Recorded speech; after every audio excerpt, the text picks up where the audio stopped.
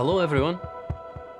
That was a ton of fun talking to Nir Barzilai and really getting me to think about how interventions in aging can really actually happen for us all. That was really thought-provoking.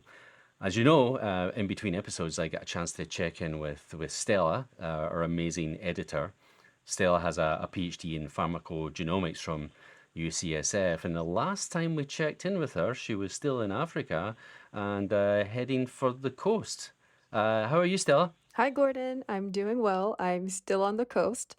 It's been pretty nice after, doing some safari in the ocean. I decided to start festival hopping because it's festival season. Oh, cool. Knowing you, I presume you're playing in a band, right? Yes, we're going to talk about it later. But what I do want to talk about is the centenarians, the potential neuroprotective mechanisms that are happening in them. What do you know about that? Well, we know something, but we don't know much. I mean, the great thing about Nir's work is that he's taken a genetic approach to understand what are the gene variants that could be playing out in these extremely rare people. And this is something that, Nir makes a big point about is that the centenarians and the super centenarians who get to 110, extremely rare people.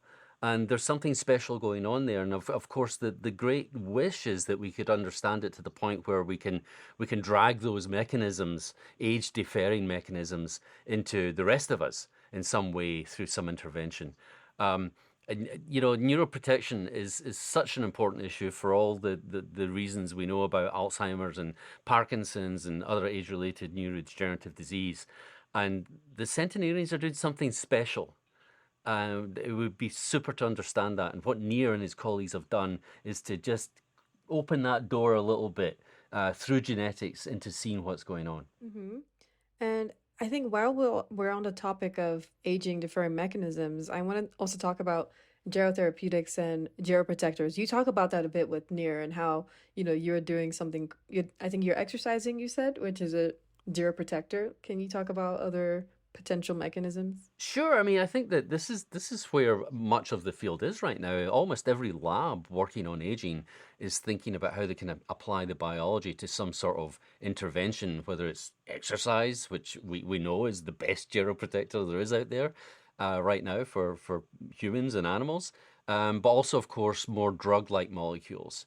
And these could also be natural products, but also a sort of pharmacological route. And part of the reason for doing that is thinking about how these interventions are going to turn into something that gets to the public, can be translated.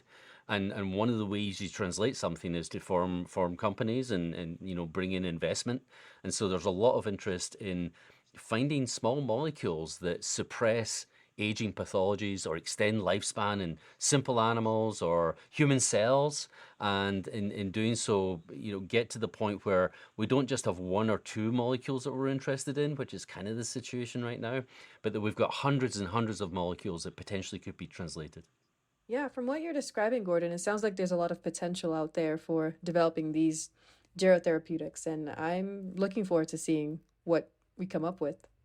So, who are we talking to next? Well, next up is Monica Driscoll, and it's a good segue because Monica's very interested in finding small molecules that extend lifespan, and Monica's a trained neuroscientist, so she's always thinking about the effects on aging interventions on neurons and preserving neurons during aging. So I think this is going to be fascinating.